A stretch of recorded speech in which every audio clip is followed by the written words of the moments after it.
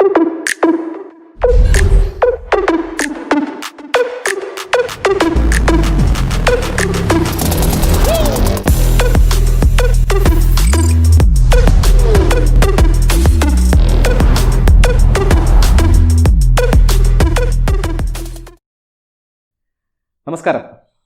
Higher secondary 2ാം വർഷത്തെ business studies chapter 1 natural and significance of management. ഇന്ന് നമ്മൾ discuss ചെയ്യാൻ പോകുന്നത് ഫങ്ഷൻസ് ഓഫ് മാനേജ്മെൻറ്റിൻ്റെ പ്രധാനപ്പെട്ട ധർമ്മങ്ങൾ എന്തൊക്കെയാണ് എന്നാണ് ഡിസ്കസ് ചെയ്യാൻ പോകുന്നത്. We know that management is the process of planning, organising, staffing, directing and controlling the activities of the business and organizing the resources for the accomplishment of organization goal. So from this description we can see that there are several functions that are to be performed by the manager. Manager perform ചെയ്യേണ്ട പ്രധാനപ്പെട്ട functions ഏതൊക്കെയാണ് എന്ന് നമുക്ക് കാണാൻ സാധിക്കും. One is planning, second one is organizing, third one is staffing, fourth one directing and fifth one controlling. Today we are about to discuss in details the important functions performed by the manager. എന്തൊക്കെയാണ് manager പ്രധാനമായിട്ടും ചെയ്യുന്ന ധർമ്മങ്ങൾ എന്ന് നമുക്ക് ഇന്ന് വിശകലനം ചെയ്യാം. Before going into detail about the functions performed by the manager, just revise the earlier video. നമ്മൾ മുൻപേ ചെയ്ത എപ്പിസോഡുകളിലെ ഒരു വീഡിയോ നമുക്കൊന്ന് റിവൈസ് ചെയ്ത് നോക്കാം. ആ ചിത്രത്തിൽ ബാഹുബലി എന്ന് പറയുന്ന കഥാപാത്രം അദ്ദേഹത്തിൻ്റെ ടീം അംഗങ്ങളെ നയിക്കുന്നതിൽ നമ്മൾ ചില പോയിന്റുകൾ അവിടെ ശ്രദ്ധിക്കപ്പെടുകയുണ്ടായി. ആദ്യം അവർ യുദ്ധം ചെയ്യുന്നതിന് വേണ്ടിയിട്ട് അവർ തയ്യാറാക്കിയിട്ടുള്ളത് പ്ലാനിങ്ങും വിദഗ്ധമായ രീതിയിൽ അവർ ആസൂത്രണം ചെയ്യുന്നതും നമുക്ക് കാണാം. ആരൊക്കെ എവിടെയൊക്കെ എന്തൊക്കെ ചെയ്യണം എന്നുള്ള കാര്യങ്ങൾ വ്യക്തമായിട്ട് അവർ ആസൂത്രണം ചെയ്യുന്നത് നമ്മൾ ആ വീഡിയോയിൽ കണ്ടത് നിങ്ങൾ ഓർക്കുന്നുണ്ടാവും. ആസൂത്രണം ചെയ്തതിനനുസരിച്ച് യുദ്ധം നടത്തുന്നതിന് വേണ്ടിയിട്ട് വേണ്ടുന്ന വിഭവങ്ങൾ സമാഹരിക്കുന്നത്, സംഘടിപ്പിക്കുന്നത് നമ്മൾ ആ വീഡിയോയിൽ ശ്രദ്ധിച്ചിട്ടുണ്ട്. അതിനുശേഷം ആവശ്യമായ ആളുകളെ ഓരോ സ്ഥലങ്ങളിൽ പ്ലേസ് ചെയ്യുന്നത്, ഓരോ സ്ഥലങ്ങളിൽ അവരെ നിയോഗിക്കുന്നത് നമ്മൾ ആ വീഡിയോയിൽ ശ്രദ്ധിച്ചു. പിന്നീട് ഇവർക്ക് വേണ്ട മാർഗനിർദ്ദേശങ്ങൾ നൽകിക്കൊണ്ട് പ്ലാൻ ചെയ്തതിനനുസരിച്ച്, ആസൂത്രണം ചെയ്തതിനനുസരിച്ച് യുദ്ധം വിജയിക്കുന്നതിന് വേണ്ട നിയന്ത്രണ പ്രക്രിയകൾ ചെയ്യുന്നതും നമ്മൾ ആ വീഡിയോയിൽ കണ്ടിട്ടുണ്ട്. ഇവിടെ നമ്മൾ പ്രധാനമായിട്ട് നോട്ട് ചെയ്ത ചില കാര്യങ്ങളുണ്ട്. ആസൂത്രണം അഥവാ പ്ലാനിങ്, ഓർഗനൈസിങ് അഥവാ സംഘാടനം, സ്റ്റാഫിംഗ് അഥവാ ഉദ്യോഗവൽക്കരണം, ഡയറക്റ്റിംഗ് അഥവാ മാർഗനിർദ്ദേശം നൽകൽ, കൺട്രോളിംഗ് അഥവാ നിയന്ത്രണം. ഇതാണ് ഒരു മാനേജർ അദ്ദേഹത്തിൻ്റെ ബിസിനസ്സിലെ പെർഫോമൻസ്, അദ്ദേഹത്തിൻ്റെ മാനേജ്മെൻറ്റിലെ പെർഫോമൻസ് മെച്ചപ്പെടുത്തുന്നതിന് വേണ്ടി നിർബന്ധമായിട്ട് ചെയ്തിരിക്കേണ്ട ചില കർത്തവ്യങ്ങൾ. Let us see these functions in detail. First one is planning. Planning എന്ന് പറയുന്നത് deciding in advance what is to be done, എന്താണ് ചെയ്യേണ്ടത് എന്ന് മുൻകൂട്ടി തീരുമാനിക്കുകയാണ്. Deciding in advance how it is to be done, ഇത് എങ്ങനെയാണ് ചെയ്യേണ്ടത് എന്ന് മുൻകൂട്ടി തീരുമാനിക്കുകയാണ്. Deciding in advance when it is to be done, ഇത് എപ്പോഴാണ് ചെയ്യേണ്ടത് എന്ന് തീരുമാനിക്കലാണ്. Planning is deciding in advance by whom it is to be done, ഇത് ആരാണ് ചെയ്യേണ്ടത് എന്ന കാര്യങ്ങൾ തീരുമാനിക്കലാണ്. So we can say that planning is deciding in advance what is to be done, when it is to be done, how it is to be done, that is the method, and by whom it is to be done, ആരാണ് ചെയ്യേണ്ടത് എന്ന കാര്യങ്ങൾ തീരുമാനിക്കലാണ്. ഇങ്ങനെ മുൻകൂട്ടി ചില കാര്യങ്ങൾ ആലോചിക്കലാണ് planning എന്ന് പറഞ്ഞു. So we can say that planning is A mental process. മുൻകൂട്ടി കാര്യങ്ങൾ ആലോചിക്കുന്ന മാനസിക പ്രക്രിയയാണ്, or it is A thinking process, ചിന്തിക്കുന്ന പ്രക്രിയയാണ് പ്ലാനിങ് എന്ന് നമുക്ക് പറയാൻ സാധിക്കും. So planning four C future, ഭാവിയെ മുൻകൂട്ടി കാണുന്നതാണ് പ്ലാനിങ്. എന്തൊക്കെ ചെയ്യണം, ആരത് ചെയ്യണം, എപ്പോഴൊക്കെയാണ് അത് ചെയ്യേണ്ടത്, എങ്ങനെയൊക്കെയാണ് അത് ചെയ്യേണ്ടത് എന്ന് മുൻകൂട്ടി കാണുന്ന പ്രക്രിയയാണ് പ്ലാനിങ്. ഇപ്പോൾ നമുക്കൊരു സംശയം വരും, എല്ലാം നമ്മൾ പ്ലാൻ ചെയ്ത് ആസൂത്രണം ചെയ്ത് വെച്ച് കഴിഞ്ഞാൽ റിസൾട്ട് കറക്റ്റായിട്ട് കിട്ടും എന്നുള്ളൊരു ആശങ്ക നമുക്ക് വന്നേക്കാം, ഒരു സംശയം നമുക്ക് വന്നേക്കാം. പ്ലാനിങ് എന്ന് പറയുന്നത് ഒരിക്കലും പ്രശ്നങ്ങളെ പ്രിവെൻറ്റ് ചെയ്യുന്ന ഒന്നല്ല. Planning never prevent, or planning cannot prevent problems, but it can foresee the problem. നമുക്ക് പ്ലാൻ ചെയ്യുകയാണെങ്കിൽ കാര്യങ്ങൾ മുൻകൂട്ടി കാണാൻ സാധിക്കും എന്നുള്ളതാണ്. So that we can reduce the risk due to such problems in future. ഭാവിയിൽ ഉണ്ടാകുന്ന അത്തരം പ്രോബ്ലത്തിൽ നിന്നുണ്ടാകുന്ന റിസ്ക് നമുക്ക് റെഡ്യൂസ് ചെയ്യാൻ മാത്രമാണ് പ്ലാനിംഗ് സഹായിക്കുന്നത്.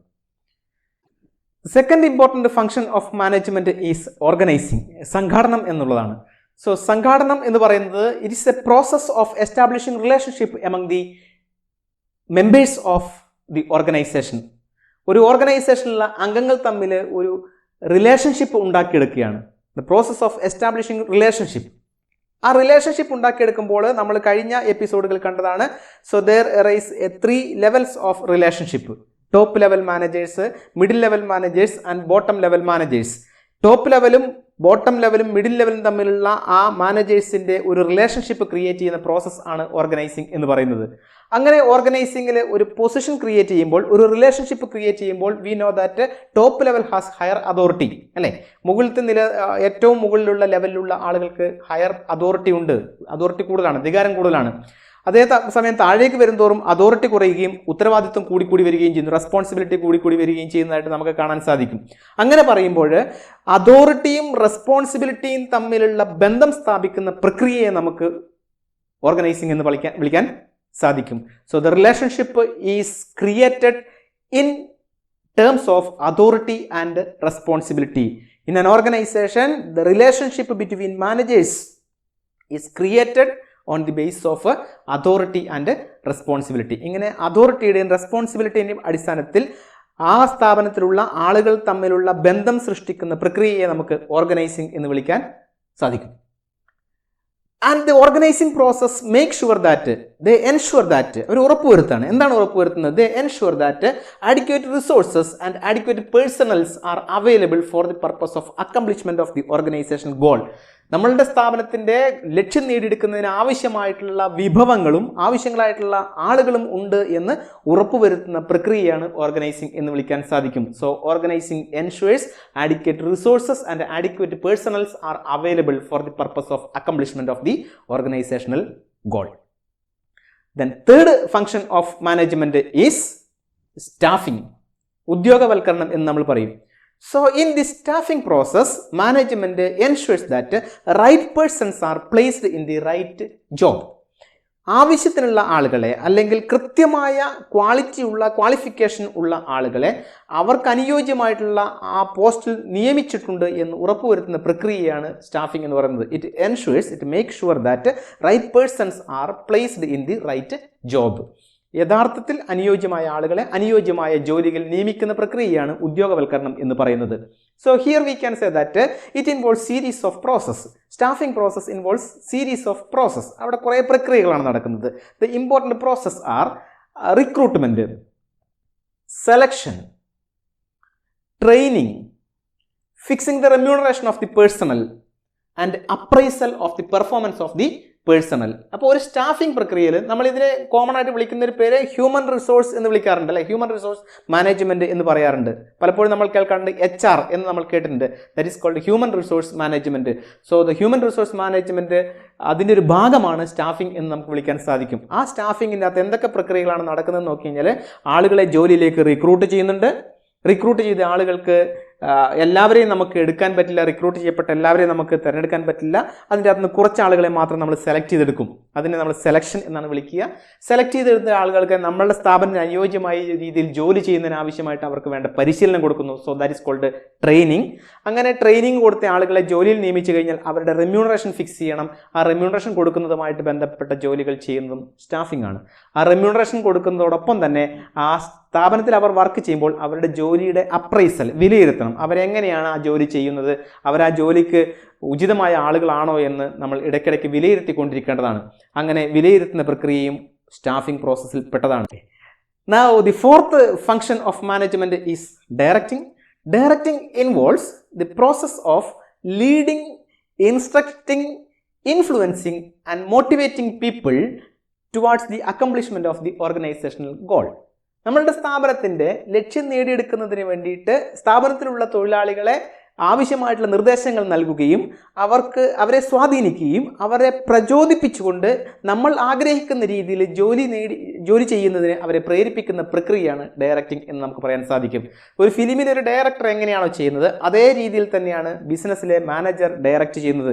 ഫിലിമിൽ ഡയറക്ടർ നിർദ്ദേശം നൽകുന്നുണ്ട്, നല്ല രീതിയിൽ അഭിനയിച്ചു കഴിയുമ്പോൾ അവരെ മോട്ടിവേറ്റ് ചെയ്യുന്നുണ്ട്, ഡയറക്ടർ ആഗ്രഹിക്കുന്ന രീതിയിൽ കാര്യങ്ങൾ ചെയ്യാൻ വേണ്ടി അവരുടെ മെമ്പേഴ്സിനെ പ്രേരിപ്പിക്കുന്നുണ്ട്. In the same way the manager instructs personnel, the manager influence personnel, and the manager motivates personnel towards the accomplishment of the organizational goal.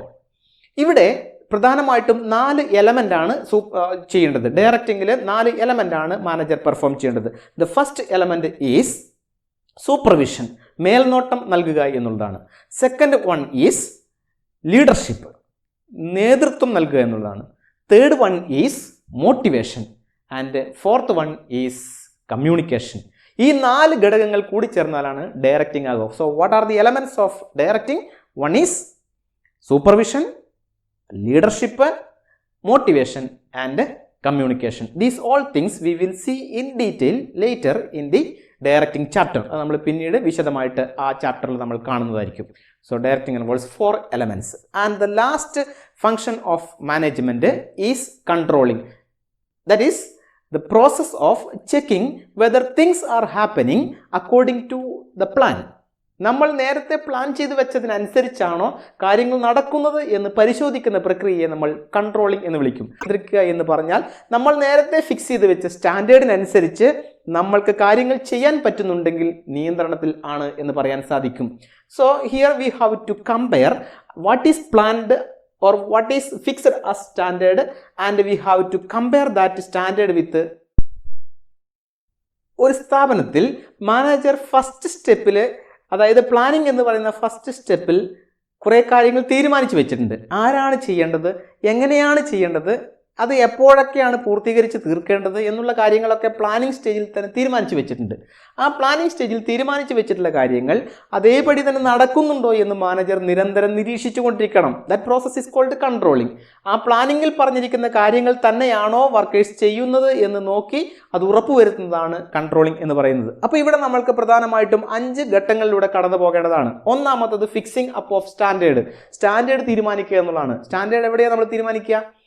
അത് പ്ലാനിംഗ് സ്റ്റേജിൽ നമ്മൾ തീരുമാനിക്കും. എന്താണ് ചെയ്യേണ്ടത്, എങ്ങനെയൊക്കെയാണ് ചെയ്യേണ്ടത്, എപ്പോഴാണ് പൂർത്തീകരിക്കേണ്ടത്, എത്രമാത്രം ഔട്ട്പുട്ട് നമ്മൾ ഉണ്ടാക്കിയെടുക്കണം എന്നൊക്കെ നമ്മൾ തീരുമാനിച്ചിട്ടുണ്ട്. ഒരു എംപ്ലോയിക്ക് ശരാശരി ഒരു ദിവസം എത്ര ഔട്ട്പുട്ട് ഉണ്ടാക്കാൻ സാധിക്കുന്നു എന്നൊക്കെ നമ്മൾ തീരുമാനിച്ചു വെക്കും. എന്നിട്ട് ഓരോ ദിവസവും ഓരോ എംപ്ലോയിയും ചെയ്യുന്ന കാര്യങ്ങൾ നോക്കുന്നു. അവർ ആ പറഞ്ഞത്രയും ഔട്ട്പുട്ട് ഒരു ദിവസം ഉണ്ടാക്കുന്നുണ്ട് എങ്കിൽ തിങ്സ് ആർ അണ്ടർ കൺട്രോൾ എന്ന് നമുക്ക് പറയാൻ സാധിക്കും. എന്നാൽ നേരത്തെ പ്ലാൻ ചെയ്ത് വെച്ചതുപോലെ ആളുകൾ ചെയ്യുന്നില്ല എങ്കിൽ something is to be modified, എന്തൊക്കെയോ മോഡിഫൈ ചെയ്യേണ്ടതായിട്ട് വരും എന്ന് നമുക്ക് മനസ്സിലാക്കാൻ സാധിക്കും. അപ്പോൾ ഇവിടെ നമ്മൾ ആദ്യം ചെയ്യുന്നത് നിലവാരം നിശ്ചയിക്കലാണ്. ഫിക്സിംഗ് അപ്പ് ഓഫ് സ്റ്റാൻഡേർഡ് ആണ്. ആദ്യം തന്നെ എന്താണ് ചെയ്യേണ്ടത്, എങ്ങനെയാണ് ചെയ്യേണ്ടത് എന്ന് നിലവാരം നമ്മൾ നിശ്ചയിച്ചു വെക്കും. രണ്ടാമത്തെ ഘട്ടം എന്ന് പറയുന്നത് മെഷർമെന്റ് ഓഫ് ആക്ച്വൽ പെർഫോമൻസ്. യഥാർത്ഥത്തിൽ എന്താണ് സംഭവിക്കുന്നത് എന്ന് നോക്കലാണ്. യഥാർത്ഥത്തിൽ സംഭവിക്കുന്നത് നേരത്തെ പറഞ്ഞത് പ്രകാരം ആണോ എന്ന് പരിശോധിക്കുന്നു. So measurement of actual performance, യഥാർത്ഥത്തിൽ നടക്കുന്ന പ്രകടനങ്ങൾ നമ്മൾ അളന്നു നോക്കുന്നു. Third stage is comparison of that actual performance with standard performance. നമ്മൾ നേരത്തെ ഫിക്സ് ചെയ്ത് വെച്ചിരിക്കുന്ന സ്റ്റാൻഡേർഡിനനുസരിച്ചാണോ പോകുന്നതെന്ന് കമ്പാരിസൺ നടത്തി നോക്കുന്നു.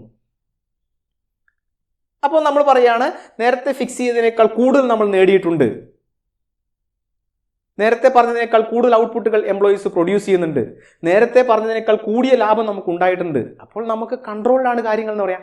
ഇനി നേരത്തെ പറഞ്ഞതുപോലെ തന്നെയാണ് കാര്യങ്ങൾ പോകുന്നത് എങ്കിലും നമുക്ക് കൺട്രോൾ ആണെന്ന് പറയാൻ സാധിക്കും.